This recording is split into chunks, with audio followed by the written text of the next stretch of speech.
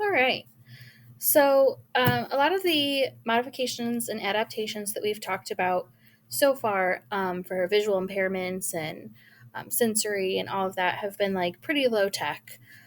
Some of the more specialized stuff, like specific visual devices, like more high tech magnifiers and things like that, are usually going to be provided more by the vision specialist. Hearing equipment is going to be usually provided more from the hearing specialist. And then those communication devices, like the AAC devices, you'll probably want to talk to the speech therapist. But pretty much everything else comes from us. And most of the high tech stuff is for the students with physical disabilities. So I'm just going to show you some of the more specialized equipment that we have to give you a good idea. And then at the very end of everything, you will have a chance to kind of play around with this. So supposing we have like something really simple like this, and our first task is to maybe like color this, and you have a student that can't really they may have like very limited motion, like maybe they only have like a side to side motion. Maybe they only have like a grip like this and can't rotate their wrist, things like that. We have, or maybe they can't maybe they can just grip like bigger things. We have something like this. Where you would just slip the marker kind of into the side, into this rubber band here. So it's pretty tight.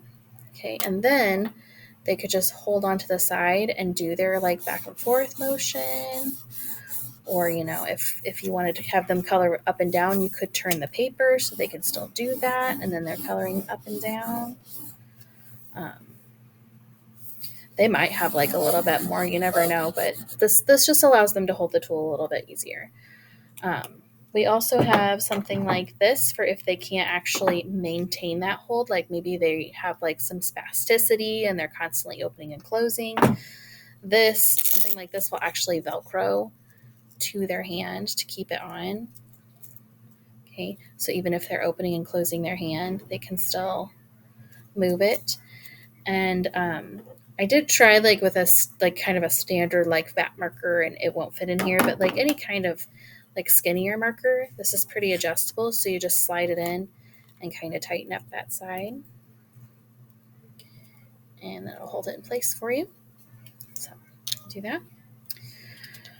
We also some students like don't have any real grasp, or like maybe they have like no real movement of their. Sorry, my computer went to sleep.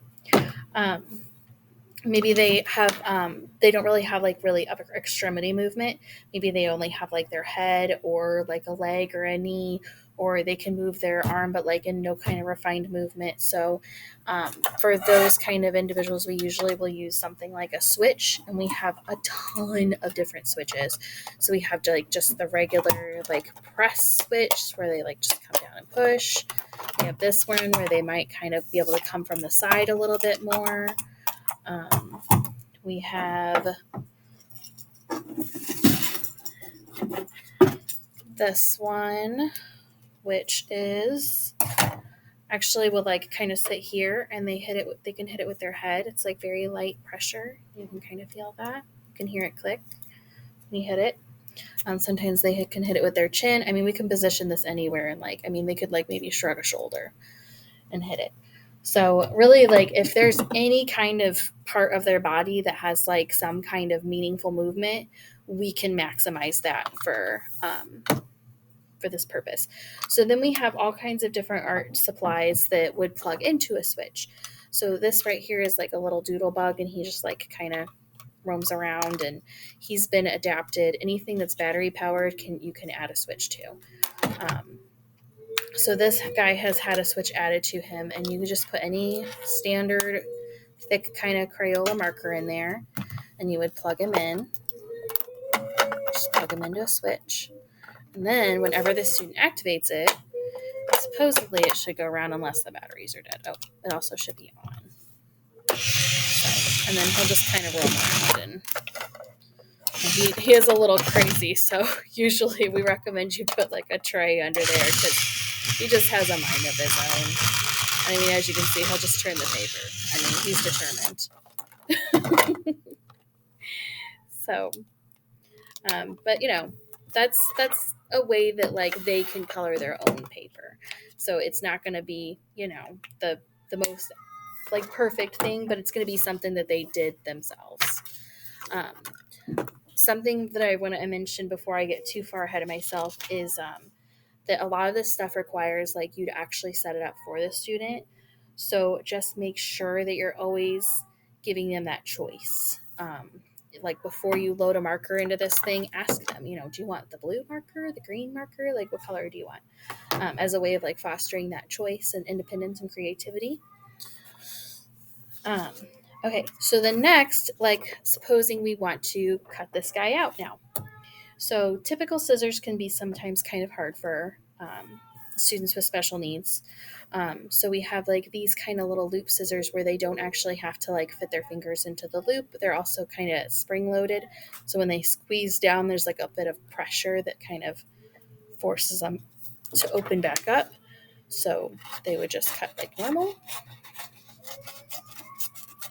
Okay, that's those. Now they may not have that like open and close kind of motion. So in that instance, we have something like this where they can literally just like the adult would kind of guide it and then the student would kind of just press. So, and it again, this is like a spring. So if they were to press down, it's going to spring back up.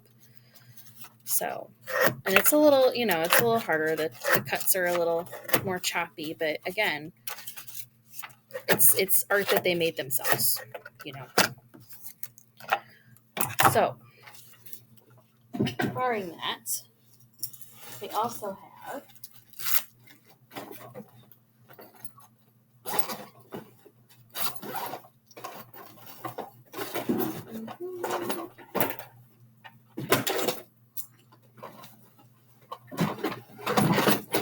something just like this, like a straight edge, has also come in handy.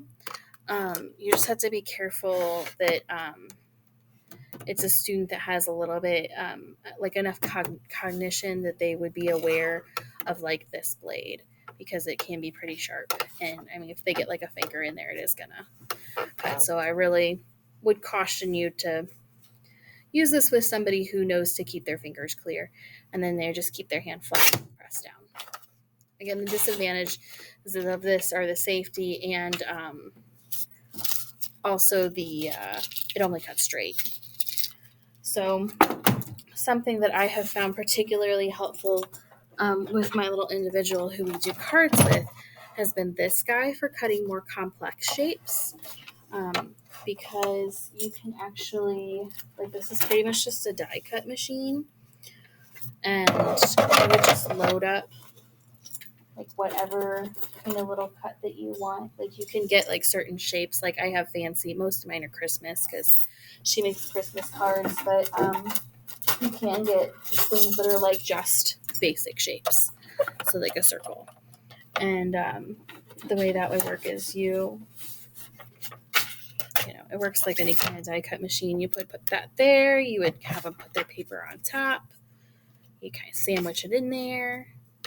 And then they can cut out their shape by just cranking the machine.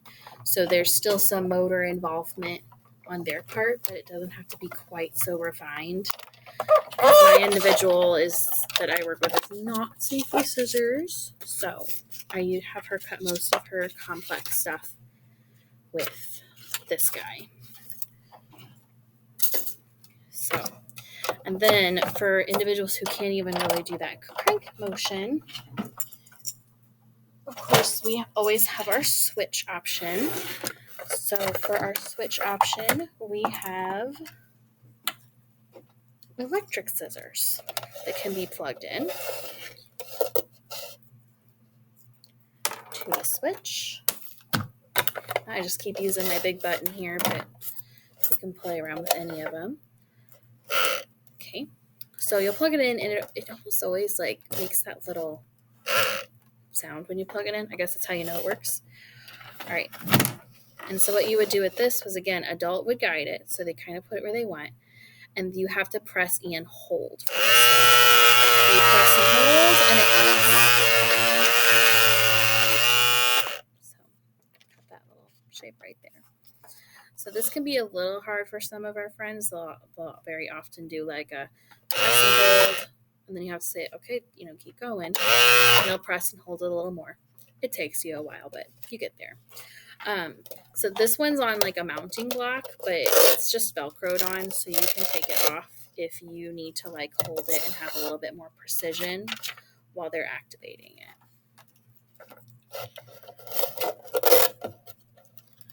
Let me just check my list, make sure I've gone over all the cutting options.